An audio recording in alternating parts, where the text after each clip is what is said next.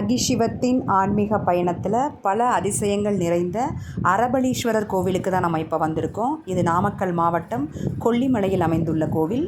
1300 ஆண்டுகள் பழமையான கோவில்.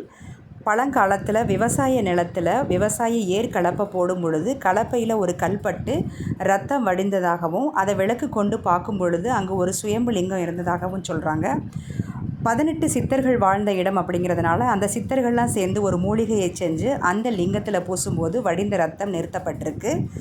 நவபாஷணங்கள் செய்வதற்கு முக்கிய கல்லான நளினி கல்லால் செய்யப்பட்டுள்ள இந்த சுயம்பு லிங்கம் மிகவும் பிரகாசமாக இருக்கார் இந்த அரபலீஸ்வரர்.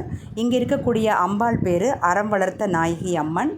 கடையேழு வள்ளல்களில் ஒருவரான வல்வில் ஓரியால் கட்டப்பட்ட இந்த கோவில் திருஞான சம்பந்தர், திருநாவுக்கரசர் தேவார பாடல்களில் பாடப்பட்டுள்ள தேவார வைப்புத்தலம் இந்த அரபலீஸ்வரர் கோவில். இந்த கோவிலுக்கு முன்னாடி ஒரு வற்றாத பஞ்ச நதி ஓடுது. அங்கே ஈசன் மீன் வடிவில் இருக்கிறதாகவும் அங்கே மீனுக்கு உணவளிப்பது இங்கே ஒரு வழிபாட்டு முறையாகவும் பின்பற்றிட்டு வர்றாங்க. இங்கே காசி விஸ்வநாதருக்கென்றும் சுப்பிரமணியர், விநாயகர், பைரவருக்கென்றும் தனித்தனி சன்னதி இருக்குது. இங்கே இருக்கக்கூடிய மூலவர் மேலே கலப்பை மோதிய தழும்பு இருப்பது இந்த கோவிலின் சிறப்பு. அரபலீஸ்வரர் கோவில், கொல்லிமலை.